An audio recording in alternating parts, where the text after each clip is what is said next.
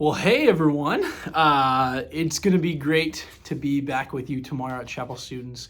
It was great to be with family and friends over the holidays, but it's going to be wonderful to be back at Chapel Students. I don't know if you're anything like me, but every Wednesday that we miss or that I miss, I'm like, man, I wish I was at church today with the students. And so, really excited to be back tomorrow to be with you guys and with all of our students. And so just wanted to make a quick video since we haven't met in a few weeks and just give you the schedule and everything. That way we can be well prepared for tomorrow. We start a new series, and so just want us to all be on the same page going into tomorrow night. And so thanks for checking out this video.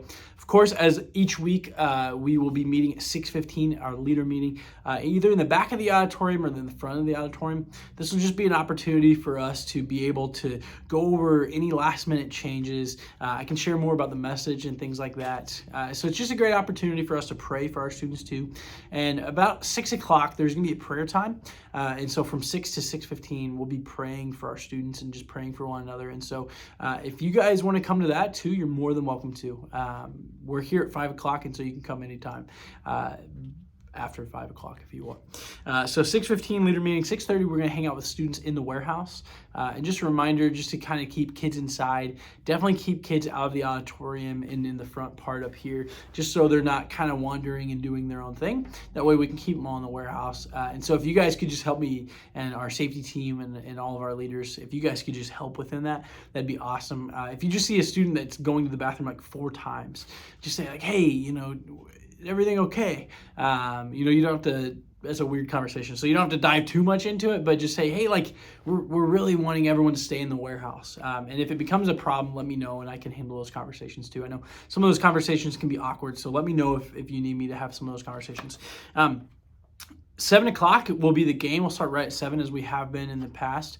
But we're actually going to have the game in the warehouse. And so it's a screen game, but it's a crowd charades. If you were here at church on Sunday, it's what we played. And so some of our students might know the answers, but that's okay. They can still participate. We just won't have them go up front if they know an answer. And so it should be a lot of fun. It's 2022 charades. I would encourage you as a leader to jump in. Remember, have fun with the students. Make the game seem like it's the best game, even though if it's not.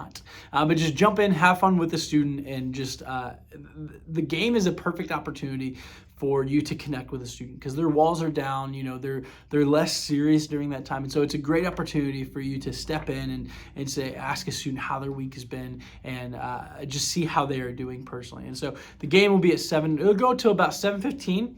Then after that, we'll head on in for the announcements. One of the biggest announcements is that people need to get signed up for Winter Conference if they are not signed up yet. And just a little thing between you and I is students who are not signed up in host homes, if they have not signed up yet, technically they're not supposed to be able to get into a host home, but we can arrange that. If for some reason they weren't able to sign up or whatever the reasoning is, we can move them into a host home if needed. And so if you hear a student be like, well, I'm not going because I didn't get in a host home, have them talk to me. We'll work that out. We'll go behind, part of the system, and we'll figure that out for them. We would love for students to be able to go and stay in a host home if they would like. If students aren't staying in a host home, all they got to do is register just like anyone would without staying in a host home. 7:20 worship. We've got 2 songs up front tomorrow. Should be a great time. Once again, I would encourage you to worship with the students. So go around, pray with the students. Ask the students if you can pray for them. If the students say they don't have anything, ask them if you can just pray in general. But let's try to get in a routine of just praying for students as we worship together and just worshiping alongside our students.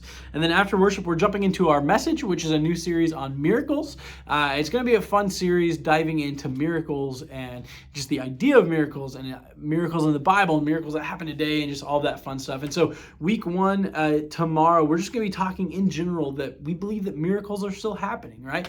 That there's big miracles and small miracles and all kinds of miracles that are happening around us. And part of it is that we have to open our eyes to actually see that God is working in midst of us, because a lot of times God works, God's always working, right? But we might not see those little things that God's doing.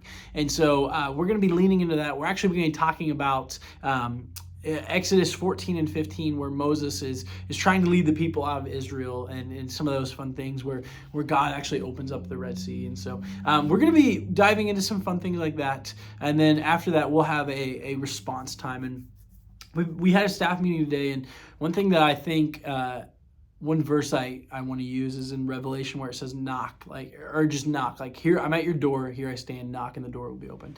And I've heard a lot of our students who are like, I can't feel God's presence. I don't have I can't get a relationship with him.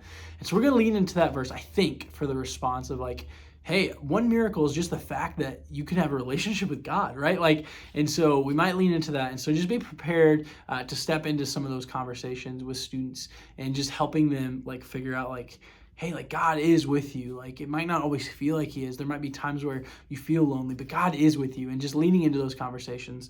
And then the hope is to be in small groups at 8:05, and you might be like, yeah, right, you say that every week. But really tomorrow I think we'll be able to get in at 8:05, 8:10 at the latest, unless God's doing something really cool in the response. And so should have given us enough time for if God does something cool in the back end of the message, that we have plenty of time to still get into small group. And so looking forward to serving with you guys tomorrow. I hope you guys truly had a great Christmas and a great New Year's, but I'm really excited to be back with you guys tomorrow, serving our students and serving together in ministry. Thanks for all that you guys do. I say this all the time, but I truly couldn't do my job without you. You guys help minister and disciple our students, and you guys do a great job. And so thank you for that, and I can't wait to see you guys tomorrow. See ya.